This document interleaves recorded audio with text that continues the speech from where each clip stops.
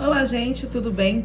Vamos dar continuidade à nossa unidade 6, né? Nós começamos a falar um pouco da unidade 6 na nossa aula passada e falamos um pouco aí sobre a questão da avaliação e da previsão de demanda. Como eu já expliquei, a gente começou a falar sobre demanda lá no item 3.2, que foi assunto da nossa primeira avaliação. Então, se você esqueceu os conceitos de demanda de mercado, que é a demanda primária, ou a demanda de empresa, que é a demanda secundária, eu te aconselho a buscar lá no material o item 3.2 para poder refrescar um pouco a memória sobre a questão da demanda. Então, na aula passada, nós falamos sobre métodos e previsão de demanda, modelos de demanda, falamos sobre previsão de mercado, falamos sobre a estimativa de demanda da empresa, falamos sobre alguns outros conceitos relacionados à cota de venda, orçamento de venda, falamos sobre potencial de venda e caminhos para que você possa melhorar esse potencial de venda. Demos como exemplo, por exemplo, as collabs que estão sendo utilizadas pelas marcas atualmente. Então, falamos coisas a respeito desses assuntos. Vale a pena você ler essa primeira parte do material, o item 6.1. Hoje a gente vai falar sobre o 6.2, que é a parte da demanda futura. Então, na demanda futura, a gente vai abordar alguns outros aspectos relacionados a como você ter uma ideia de quanto será a sua projeção de vendas, a sua demanda, o número de consumidores, o número de vendas que você vai realizar futuramente. Por exemplo, no próximo mês, no próximo semestre, no próximo trimestre, nos próximos 5 anos. E por que as empresas precisam ter uma noção da demanda futura? Por exemplo, ela precisa saber se essa capacidade fabril que ela tem hoje, de fábrica, ela vai continuar atendendo a organização nos próximos anos. Porque, por exemplo, a instalação de uma fábrica, de uma planta fabril, ela não é imediata. Ainda que você tenha capital, você não consegue instalar uma fábrica de uma hora para outra. Você precisa de investimento, você precisa de maquinário, de planejamento, de obra. Você precisa de matéria-prima adequada, mão de obra adequada. Então, fazer uma ampliação tem muitos aspectos envolvidos e nunca acontece assim, em curto prazo. Você vai precisar sempre de um pouco mais de tempo para conseguir fazer esse tipo de ação. Então, se você não tem uma noção de quando você vai precisar aumentar e se você vai precisar aumentar a sua produção, você fica sempre trabalhando às cegas. Então, o ideal é que você tenha um conhecimento de qual é a sua demanda futura, qual vai ser, né? Para que você se organize para isso. Por exemplo, as empresas já pensaram qual seria a demanda futura delas agora para o período de Natal, para o mês de Black Friday. Isso tudo foi pensado para que quando chegue o próximo Natal, ela também tenha uma previsão de demanda de quanto vai ser. Empresas que, por exemplo, fabricam ovos de Páscoa, eles precisam entender qual vai ser a demanda futura do ano que vem, por exemplo, de ovos de Páscoa para poder se programar. Verificar se aquilo que ela já tem de infraestrutura vai ser suficiente ou não. E o que ela precisa investir para isso. Ou se ela entender que a demanda futura dela é muito pequena, o que ela precisa fazer para ampliar essa demanda futura. Mas para isso ela precisa dessa informação. Então, assim, a base que se usa para fazer uma projeção de demanda futura são as bases de conhecimento macroeconômicas. Então, vocês já devem ter estudado macroeconomia, economia, e por isso a gente estuda economia na administração, porque a economia tem uma relação muito grande com decisões mercadológicas, principalmente decisões financeiras. Porque se você não conhece o panorama macroeconômico da região onde você está, do país onde você está, como é que você vai conseguir fazer projeções futuras? Por quê? Todos os fatores relacionados a comércio, a venda, a mercado, aumento de faturamento, vão depender de variáveis que estão presentes nessa questão macroeconômica. Então, é muito importante que você tenha essas bases de informações.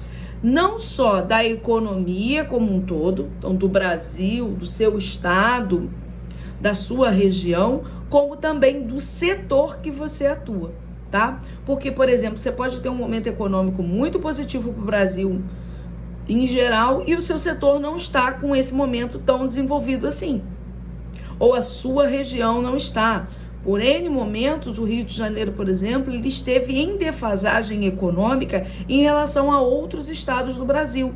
Eles cresciam, o Rio de Janeiro não crescia tanto. E o Rio ainda apresenta algum nível de defasagem de crescimento econômico se comparado a outros estados. Então, a gente precisa estar muito atento em relação a essa projeção macroeconômica, e o nosso material até deixa claro, caso você já tenha cursado essa disciplina há muito tempo atrás, quais são esses fatores. Por exemplo, inflação, né? A inflação tem uma influência muito grande na questão da projeção de venda. Por quê? Porque a inflação corrói o poder de compra desse consumidor. Então, se hoje ele já tem um poder de compra menor, daqui a um período, o poder de compra dele vai tender a só diminuir.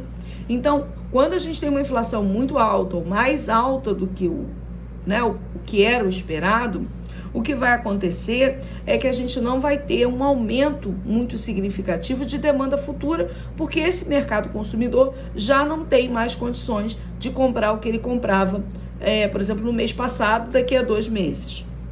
Então, a inflação é uma variável bastante interessante macroeconômica. Uma outra é a questão do desemprego. Quando você tem níveis de desemprego muito altos, isso também vai impactar o cálculo da demanda futura.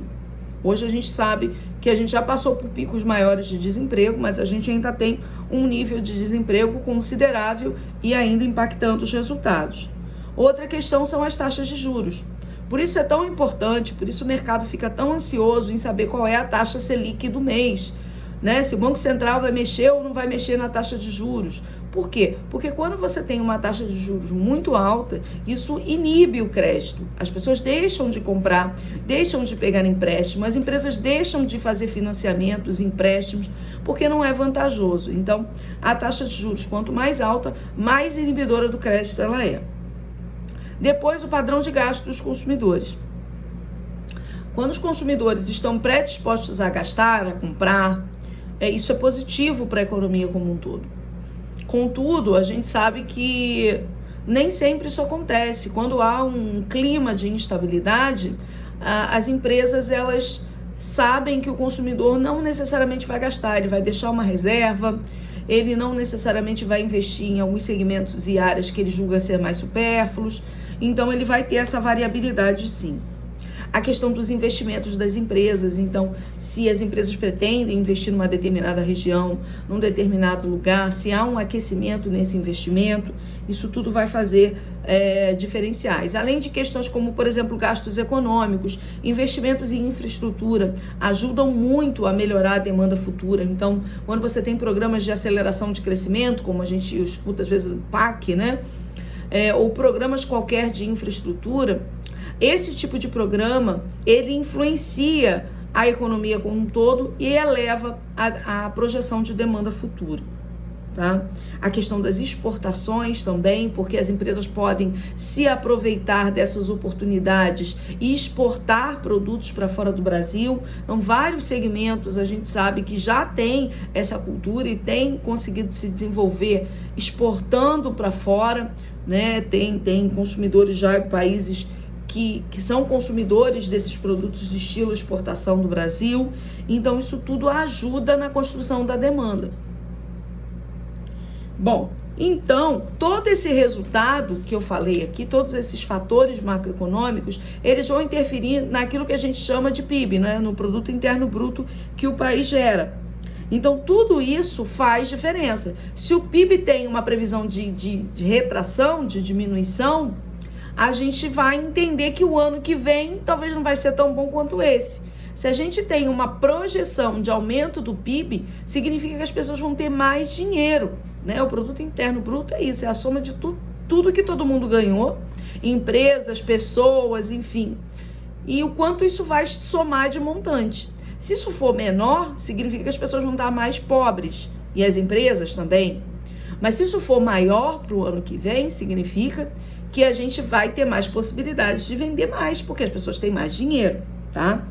Então, todos esses fatores, eles trabalham aí de maneira conjunta, né? Então, a empresa vai realizar uma previsão de vendas de demanda futura, considerando todos esses fatores, entendendo o setor que ela atua, entendendo variáveis que possam acontecer, né? A gente tem muitas variáveis, além também de variáveis econômicas, que interferem, como, por exemplo, variáveis climáticas.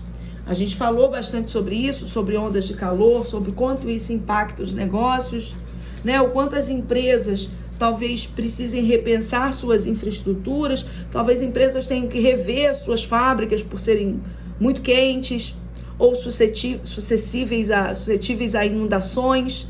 Então, se você está numa região que está chovendo muito e de repente a sua indústria, a sua fábrica pode sofrer uma inundação, pode sofrer dano do vento, né? Pode acontecer variáveis que não são ponderáveis, mas que a gente entende que são constantes e crescentes. Os custos de produção aumentam, por exemplo, no calor, se você aumenta o ar-condicionado, o uso do ar-condicionado. Então, tudo isso são fatores que você vai tentar entender e ponderar para poder chegar num resultado onde essa previsão de vendas da sua empresa seja o mais próximo dessa demanda futura que você vai alcançar.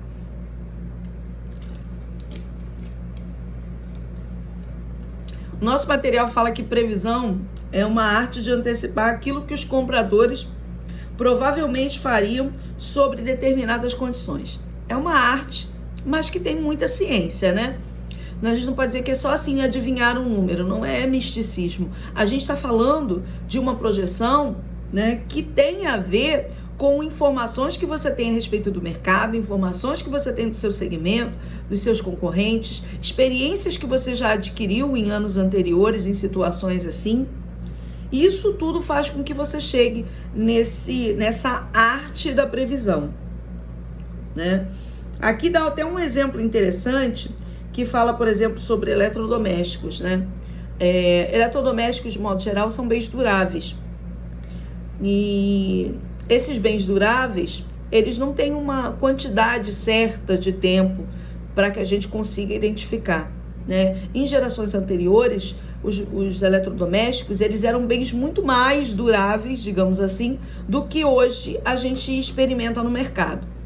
Então, por exemplo, uma família comprava uma geladeira e ficava com ela por 25, 30 anos, um fogão, né? Um eletrônico nesse sentido, um eletrodoméstico nesse sentido. Hoje a gente sabe que até pela questão de substituição de matéria-prima, de peças e equipamentos, os eletrodomésticos, os equipamentos não duram mais esse tempo todo, né? Eles não são projetados para durar esse tempo todo, até porque as empresas não teriam giro para vender suficiente se uma geladeira durasse 30, 40 anos. Então, a gente sabe que elas vão ter uma durabilidade muito menor do que se tinha. Mas, muitas vezes os eletrodomésticos, eles continuam funcionando. Talvez eles percam o design, eles fiquem avariados, arranhados, enferrujados, não tão bonitos, gastos, quebrados, remendados, consertados, né? É isso que acontece com os eletrodomésticos. Então, muitas vezes, a gente vai ter, no caso das famílias, a opção de ou substituir ou consertar, né? Mas as empresas nunca sabem se uma pessoa que comprou uma geladeira há 20 anos atrás, se é o momento que ela julga correto para substituir esse produto. Talvez ela tenha outras prioridades de compra.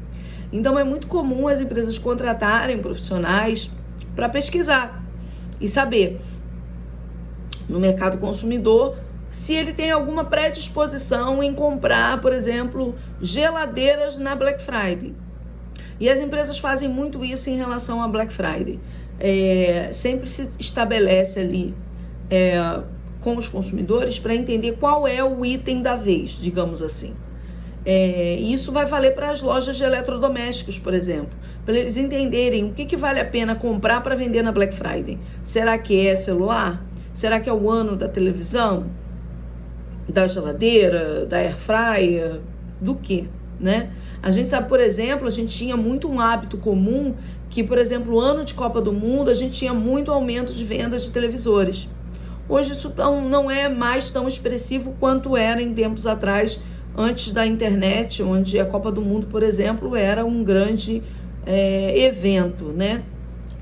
De comoção para o país, as pessoas não tinham muitas opções de diversão. Hoje, com a internet, isso já não é mais tão preponderante. Então, você vai perceber a cada ano pesquisas que vão identificar, olha, esse ano o presente de Natal é isso. A compra do 13º, a utilização do 13º vai ser essa. E as empresas precisam entender se vai ser geladeira, se vai ser máquina de lavar, se vai ser ar-condicionado diante do calor, né?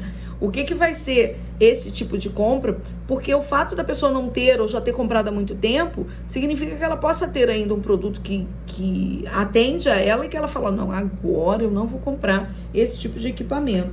Então é importante que as empresas entendam e perguntem a esse mercado consumidor qual o caminho que esse consumidor vai tomar nessas datas significativas, Dia das Mães, né, Dia das Crianças, sei lá, datas assim, para entender o que é o presente da vez, o que é a compra da vez, se ela estiver dentro do segmento que você atua. Então é muito importante você entender esse tipo de expectativa que esse consumidor tem para que você consiga jogar aquela ação, aquela promoção, aquela campanha que vai atingir ali, vai fazer com que a sua demanda prevista seja alcançada. Um outro tipo de pesquisa que a gente também pode fazer é entender a renda real e a futura dos seus consumidores. Se você já tem um banco de dados de clientes, você consegue fazer pesquisas e apurar, né, qual é a renda média desse profissional. Às vezes não necessariamente perguntando quanto ele ganha, mas perguntando o que ele faz, onde ele trabalha, e ali fazendo uma projeção. Você tem caminhos também para saber se ele vai, ao longo do tempo, por exemplo, poder acompanhar ali um aumento de preço. Por exemplo, a gente teve, desde a pandemia para cá, um aumento muito significativo no preço dos carros, dos automóveis. Praticamente dobraram de valor, né? Carros usados, eu falo da minha experiência, eu comprei um carro logo no começo da pandemia por um valor e ele valorizou hoje quase 30 mil do valor que eu paguei, né? Então hoje, se eu tivesse que comprar um outro carro no valor desse, né, tudo bem. Mas se eu tivesse que comprar esse carro novo, eu não teria condições. Por quê? Porque ele ficou muito mais caro. Se o meu usado valorizou 30 mil, o carro novo, né, passaria de, sei lá, 100 mil reais. E é um valor que eu julgo muito caro para um carro, assim, tipo, despropositado. Então, muitos clientes que eram de uma marca podem migrar para outra ou não. Ou podem não comprar mais um carro novo e vão buscar um carro usado e por aí vai. Então a gente precisa entender a renda atual, a renda futura. Por quê? Porque a gente sabe que a questão da renda é complicada. Porque o trabalhador ele não tem o mesmo reajuste salarial que a inflação tem, que os preços têm. Então, em algum momento, você pode ter uma defasagem. Você tinha um grupo ali de consumidores que compravam o teu produto, que era acessível para eles e passou a não ser de um momento para outro. Então é importante você tentar entender aí qual é o sentimento desse consumidor em relação a isso, né? É claro que nem sempre você consegue entrevistar os consumidores. Nós falamos aqui na aula anterior que fazer pesquisa é muito caro. Fazer pesquisa envolve muito planejamento, muita execução, envolve tempo, né? Envolve recursos. Então, não necessariamente, às vezes a gente vai conseguir entrevistar o consumidor a ponto de saber exatamente o que ele pensa. Mas você pode coletar essas informações, por exemplo, com pessoas que estão na sua ponta de linha lá da sua organização, então seus vendedores. Então, uma concessionária pergunta aos seus vendedores de loja o que as pessoas estão falando sobre os carros, o que elas estão falando sobre o preço, sobre os acessórios, sobre o custo-benefício, o que está sendo o feedback que essas pessoas estão recebendo desse mercado consumidor, né? Isso é importante para você tomar a decisão e entender. Eu acho que ano que vem não vai vender tanto carro. Ou não, eu acho que vai vender sim. Enfim, mas por mais que a gente tenha essas informações, essas estimativas, esse papo informal, digamos assim, a gente vai fazer ajustes, né? E vai falar, olha, quando o cliente falar isso, fale isso. Você pode fazer ajustes em objeções de vendas, por exemplo.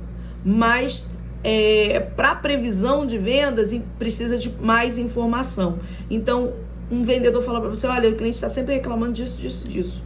você pode falar, isso é importante eu saber, porque agora eu já sei que quando o cliente falar isso, eu tenho que preparar esse meu vendedor para rebater isso e poder converter essa venda. Mas não utilizar essa informação como taxativa para dizer, não, vamos vender mais. Não, porque isso é uma informação informal. Isso é a opinião de um cliente, de 2 clientes.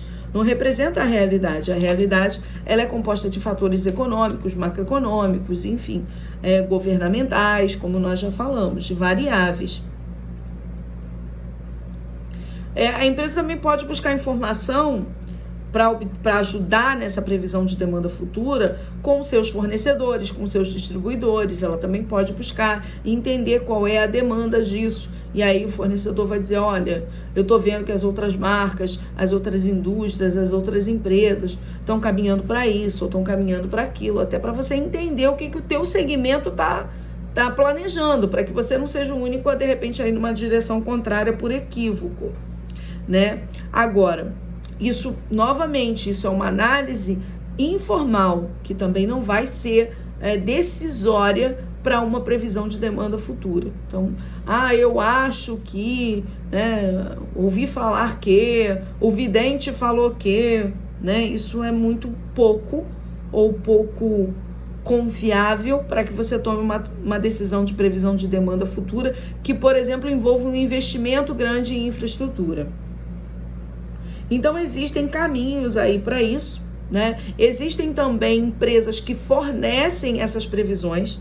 Você consegue comprar essas previsões, mas nunca vão ser previsões para você. Elas podem ser até previsões genéricas ou previsões do seu segmento, mas para o seu negócio pode não ser necessariamente que dê certo. Por quê? Porque a tua marca certamente tem alguma característica que a diferencia das demais. Então pode ser um ano muito ruim para X lojas de departamento e você vai ver uma lá que para ela aquele ano foi bom. Então, entenda, quando a gente compra esse tipo de previsão, a gente vai pegar uma análise também mais genérica.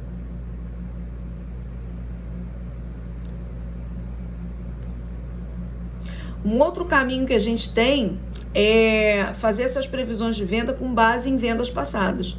Eu vou olhar quanto eu vendi no mês de dezembro do ano passado e vou projetar isso para esse ano. Só que quando você faz essa análise de séries temporais, que é como se chama isso, né, você vai ter que fazer algum ajuste, seja para mais ou para menos. E aí você vai ter que pegar alguma variável econômica para entender se você vai aplicar esse valor para cima ou para baixo nesse ano que vai acontecer aí, que vai chegar. Então é importante que vocês façam essas análises, peguem esses dados e tenham essa perspicácia de entender que não dá para repetir simplesmente um número.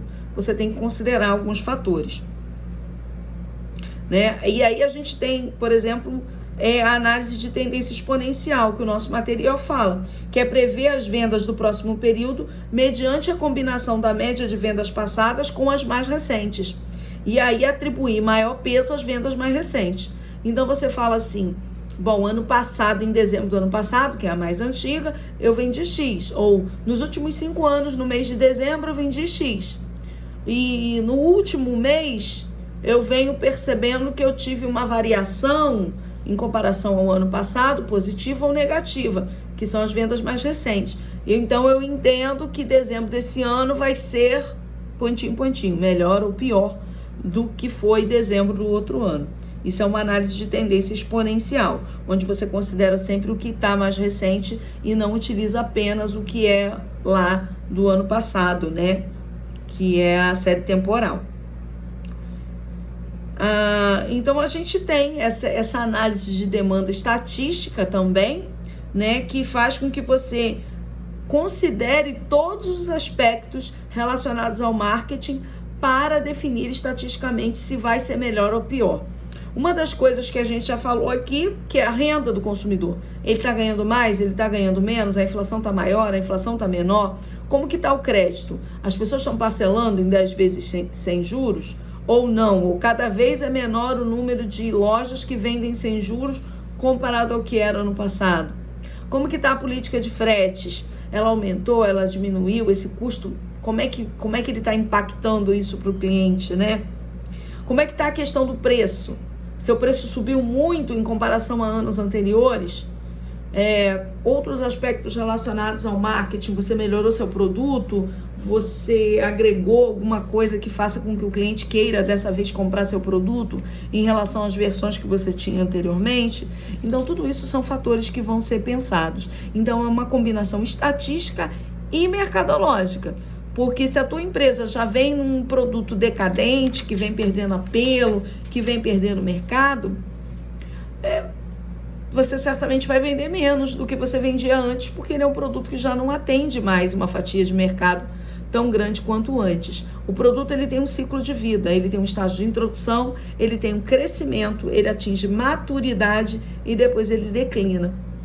Então isso também impacta. Se você está num momento crescente, legal, você vai ponderar isso na sua previsão de demanda futura. Se você está num momento mais estável da sua marca, mais maduro, que não necessariamente é ruim, mas é um momento de estabilidade. Você vai entender que a sua previsão futura é muito parecida com aquilo que você já vem vivenciando nos últimos dias, né?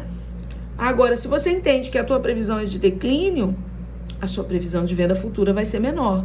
E aí, sabendo disso, você vai fazer o quê? Você vai ter que ter alguma estratégia para entender, porque você cresce até o momento que você chega no fundo do poço. E a partir daí seu negócio já não é mais viável, seu produto não é mais viável. E aí você precisa entender se é o momento de se refazer, de se reinventar, de tirar aquele produto de mercado, de pensar novamente. Enfim, essas decisões de demanda futura, elas também levam a esses pensamentos, né? mais gerenciais, mais decisórios, de você entender que se a sua demanda futura, a sua previsão de venda é só decrescente, é só queda, é só derrota, né?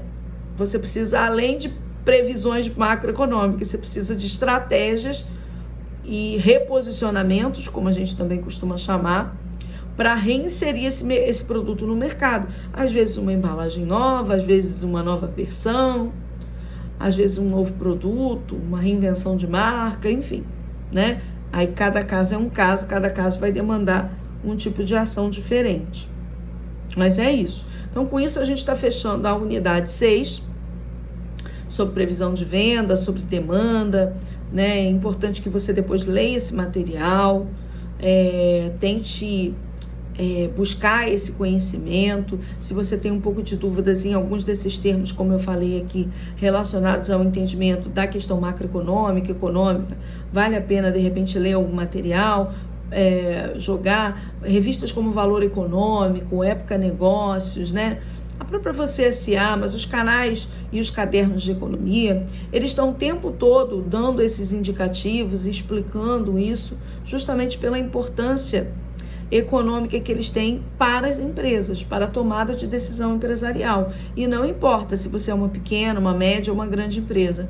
Esses fatores, eles vão interferir no seu negócio de alguma forma, né? Talvez maior ou menor, mas vão impactar o seu negócio. Então, são fatores e conceitos que são aplicados a qualquer organização, independente do porte. Próxima unidade, unidade 7, que é a nossa última unidade, sim. Então, já estamos quase acabando a matéria e depois a gente vai voltar fazendo alguns debates, apresentando alguns casos, algumas situações de empresas para a gente poder fechar essa disciplina, tá certo? Tchau, tchau, gente.